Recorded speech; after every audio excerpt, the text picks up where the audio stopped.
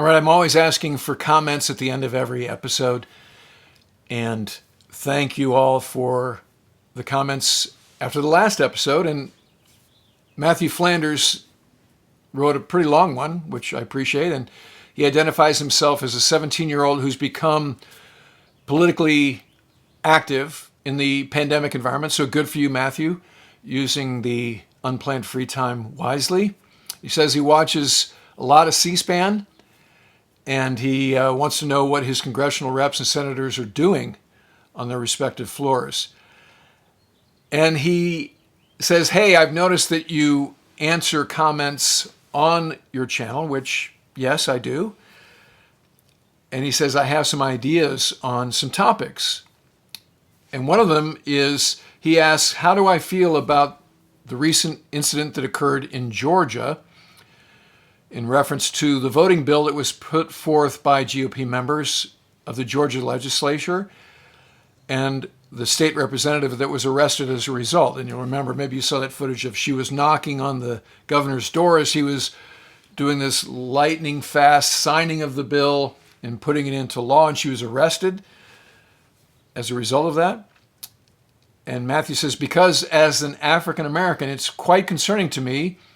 It looks like that bill is designed to discourage minority voters. So let's talk about what happened in Georgia. But before we do that, let's talk about presidential elections in a general sense. Now, I've recommended Tom Ricks's recent book, First Principles, before on the channel. And let me do it again. So if you haven't read First Principles, you really need to.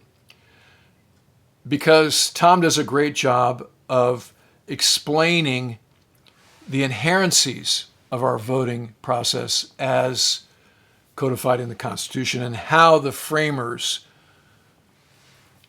went about doing that, what their logic was, particularly James Madison. So James Madison was like, hey, if you care or you assume that patriotism is going to cause citizens to do the right thing too much, you're going to get burned. So Madison said, self-interest is a human impulse, and we have to make sure that the Constitution, insofar as it facilitates justice and freedom, the Constitution accommodates self-interest. So when we talk about election laws in the wake of the 2020 chaos, we have to make sure we don't ascribe negative motives to one party over another unduly. Now, I think in this case, the GOP very much is emerging as pretty obvious what their motivation is. In fact, remember, Marco Rubio said the quiet part out loud, which is, and I'm paraphrasing, but if you let people vote too broadly, if you make it too easy to vote, the GOP will never win another election. He said that, which is kind of amazing when you think about it, however true that may be. So let's imagine that the framers did intend for the United States to be a democracy with the broadest possible participation by its citizens. So we had record turnout with this last election. A lot of that was a function of allowing easier access to the process, specifically mail-in voting. Now, that's a problem in the wake of a GOP loss. Never mind the fact that Donald Trump was the most unpopular president in modern history. The sowing of the seeds of chaos created, even beyond MAGA, a mistrust in the process. And we can dismiss Sidney Powell as a crackpot and a conspiracy theory, and we can hope for a full guilty verdict with respect to Dominion Voting Systems lawsuit, $1.3 billion worth of Sidney Powell, and call that justice. But the waters have been muddied. Public trust in the process has been mitigated.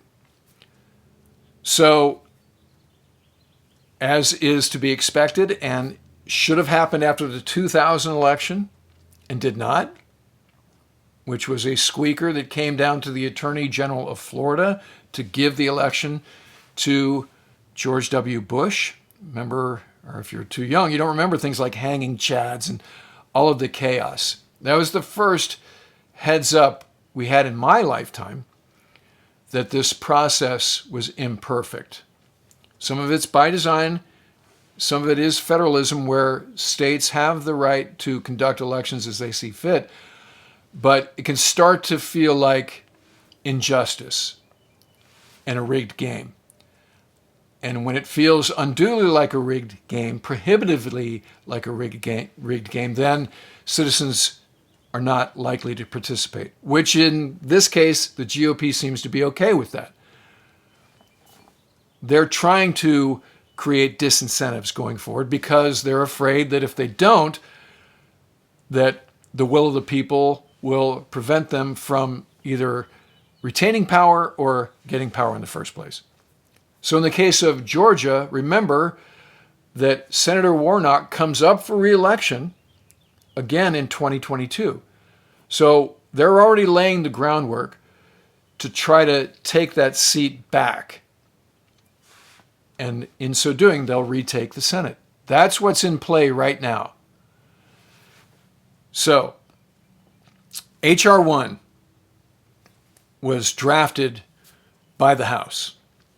H.R. 1 looks to address three things basically as a result of this chaotic presidential election we just went through. One is voter access. Two is election security.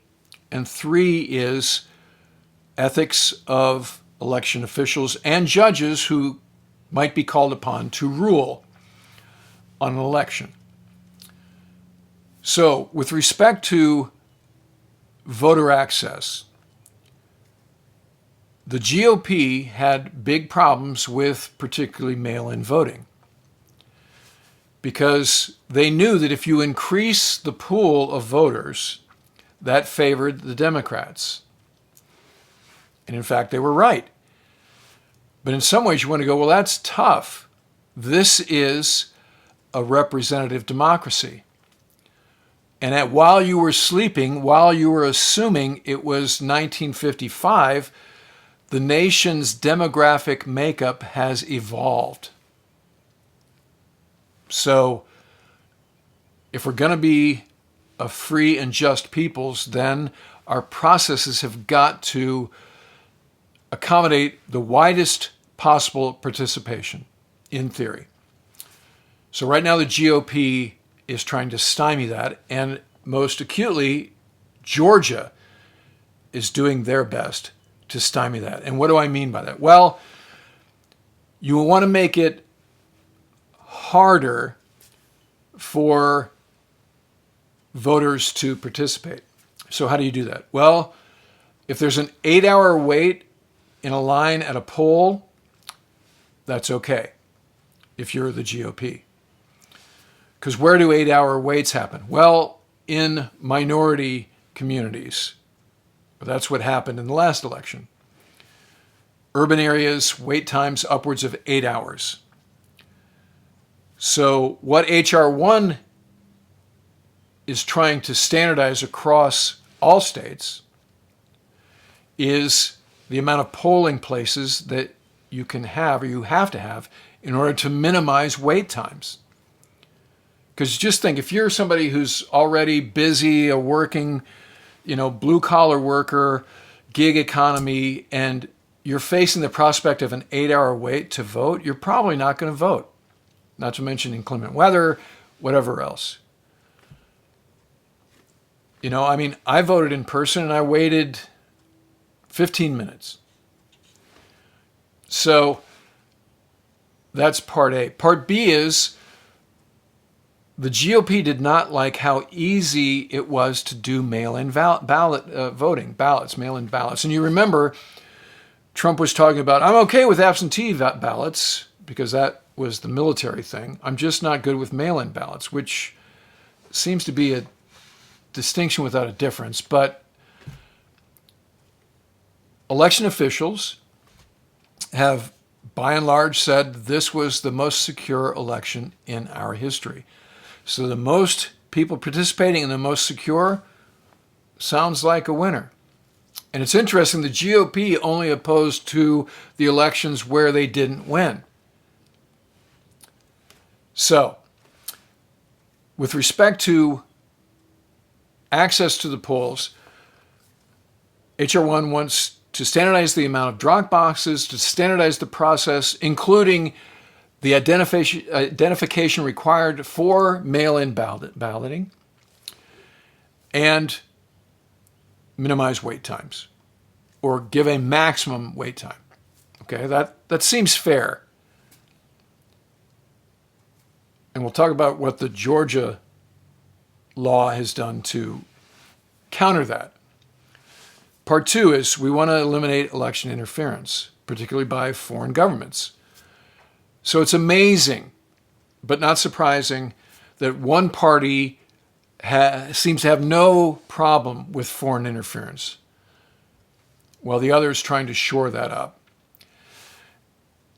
The other thing about when you talk about election fraud or election manipulation is something I did an episode about a few months ago, which is gerrymandering. So what H.R. 1 talks about with respect to gerrymandering is one party at the state level should not be able to draw up congressional districts.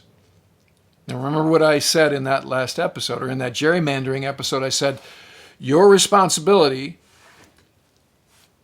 as the most basically civic-minded member of the society is know what district you're in, know the shape of that district, and know who your representative is. And as I said, my district is ridiculous with respect to how it's shaped. A smashed spider is what it's generally called. So what H.R. 1 wants to do is make the drawing of districts a bipartisan process at the state level, which I think is a great fix. Okay, so that's the election security part.